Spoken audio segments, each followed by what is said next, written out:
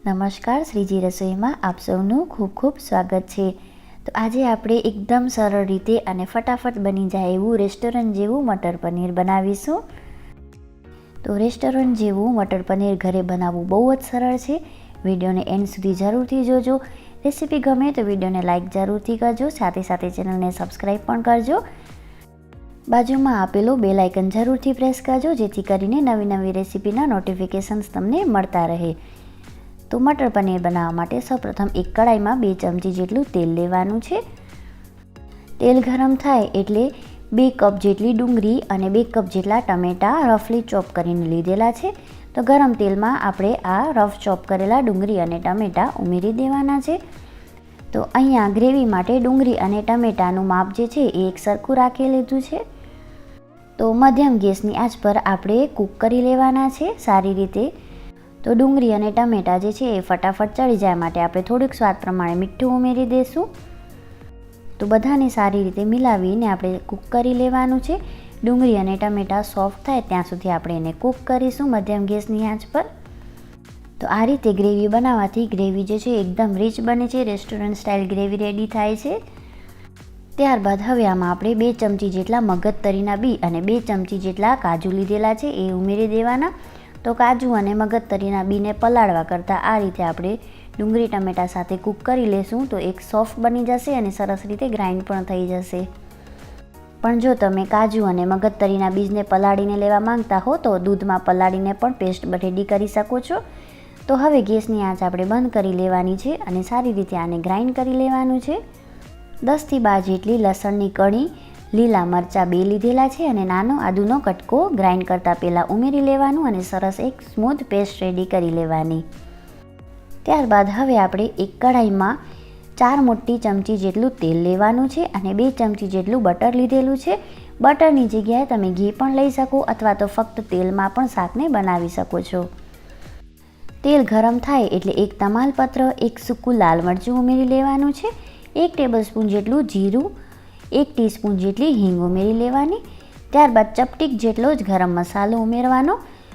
તો ગરમ મસાલાની હળવી સુગંધ આવે અને જીરું જે છે એ થોડુંક બ્રાઉન થાય એટલે હવે આમાં આપણે 2 મધ્યમ આકારના ફાઇન ચોપ કરેલા કાંદા લીધેલા છે એ ઉમેરી દેવાના અને સાથે સાથે જ એક મધ્યમ આકારનું ટમેટું લીધેલું છે એ પણ ઉમેરી દઈશું।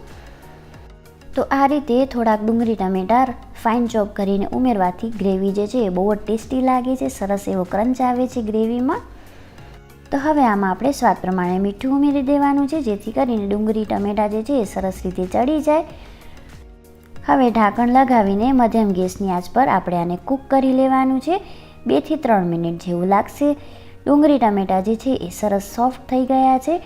હવે આપણે જે ગ્રેવી રેડી કરી, મિક્સરમાં જે ગ્રેવી પીસીને તૈયાર કરી હતી એ ઉમેરી દેવાની છે। તો આ સબ્જી જે છે એ લચ્છા પરાઠા સાથે કે પછી જીરા રાઈસ સાથે બહુ જ ટેસ્ટી લાગે છે। એકવાર રેસીપીને સ્ટેપ બાય સ્ટેપ આ રીતે બનાવીને ટ્રાય જરૂરથી કરી જોજો।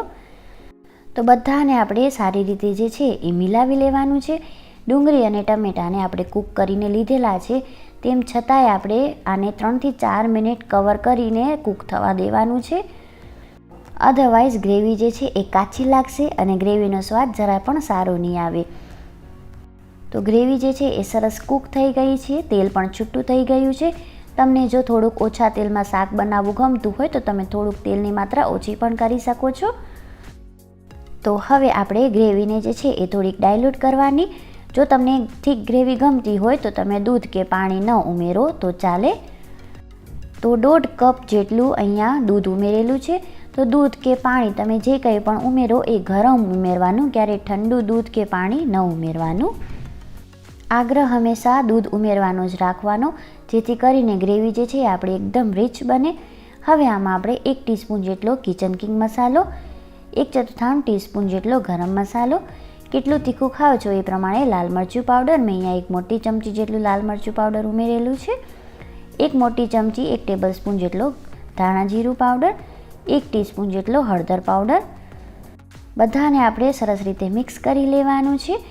જરૂર હોય તો હજી થોડુંક પાણી કે દૂધ જે છે એ ઉમેરી શકાય છે। તમને કેટલી લૂઝ ગ્રેવી ગમે છે એ પ્રમાણે દૂધ કે પાણી ઉમેરવું।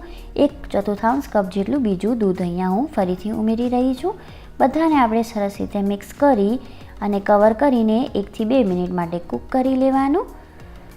જો તમને આજની આ રેસીપી ગમતી હોય તો વિડીયોને લાઇક જરૂરથી કરજો. હજી સુધી ચેનલને સબસ્ક્રાઈબ ન કરી હોય તો ચેનલને સબસ્ક્રાઈબ પણ જરૂરથી કરજો. હવે અહીંયા 1 કપ જેટલા બોઇલ કરેલા એટલે કે પ્રેશર કુકરમાં 1 સીટી લગાવી લીધેલી હતી વટાણાની. વટાણા કૂક કરતા સમયે પ્રેશર કુકરમાં ચપટીક જેટલી બેકિંગ સોડા ઉમેરેલી છે, જેથી કરીને વટાણાનો કલર જે છે એકદમ લીલો જળવાઈ રહે.